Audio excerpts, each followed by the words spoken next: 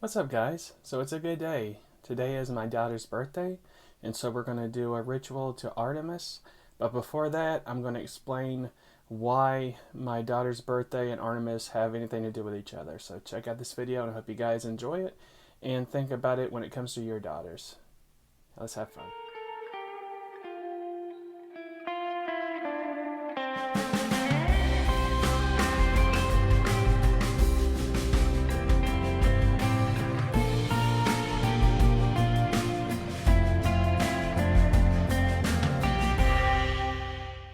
All right, so we all know that Artemis is the goddess of the hunt, in wild animals, and sometimes associated with the forests. But she's also the protector of young girls up to the age of marriage. And so there is an article that kind of goes over this that I want to read to you guys, and I'll probably put a link to it at the bottom of this video so you can read the entire article. But it speaks on Artemis's role as the protector of young girls. So if you have a daughter, Artemis is a goddess that you can pray to when it comes to the protection of your daughter. And for sons, it would be Apollo. So this is an article I'll read just a little bit from, and then we'll do a ritual of thankfulness to Artemis for the protection and for the safety of my daughter and for the rearing up of the future, because Artemis watched over the daughters up to the age of marriage and also protected their chastities. And that's a note because Artemis is one of the few quote-unquote virgin goddesses, so that's why she would be over that. So let's read this article. It is called The Three Faces of Artemis by Jennifer Williams. I'm going to read little parts of it that talk about the daughter protection of daughters aspect of Artemis. So again, I'll link this later, but it says that the goddess Artemis, whose brother is Apollo, is the daughter of Zeus and Leto. She is known as the goddess who overlooks hunting, wild animals, and childbirth, because Artemis helped her mother Leto with the birth of her brother Apollo. She is also the protector of young girls until they are ready to marry. Artemis is one of the few gods or goddesses who remains a virgin. Artemis's wrath is also the worst part of her. While she is often the protector of young girls and wild animals, her wrath often includes children and small animals to die. So that's a note as well. So don't ever cross Artemis, because she can bless as well as curse, is what it's saying.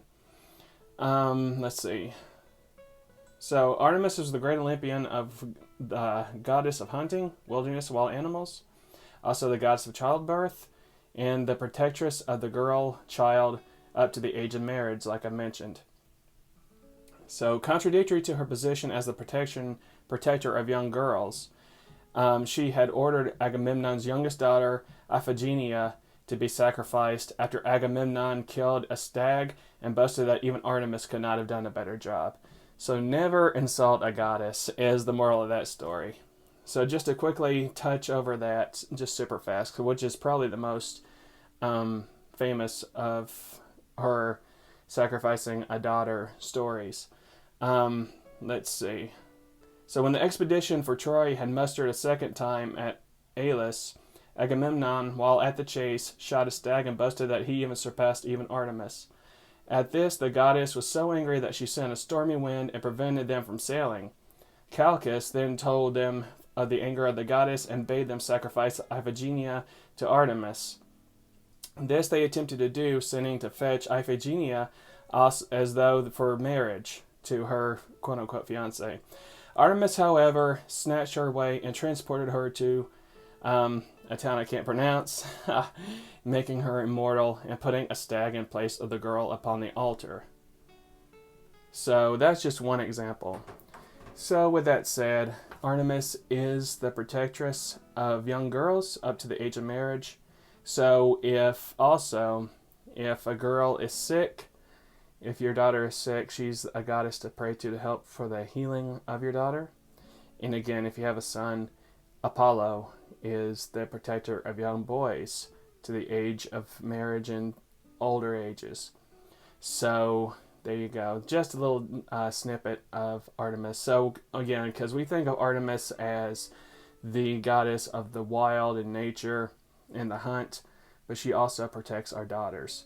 So with that said, I'm very thankful to Artemis for my daughter, And we're going to do a ritual today to honor Goddess Artemis for the protection and thankfulness for my daughter and the protection of her and her future. And if you have a daughter, you can do this as well. And I hope this was an inspiration, and I hope you guys enjoy this video. So check out the next part where we do a ritual to Goddess Artemis.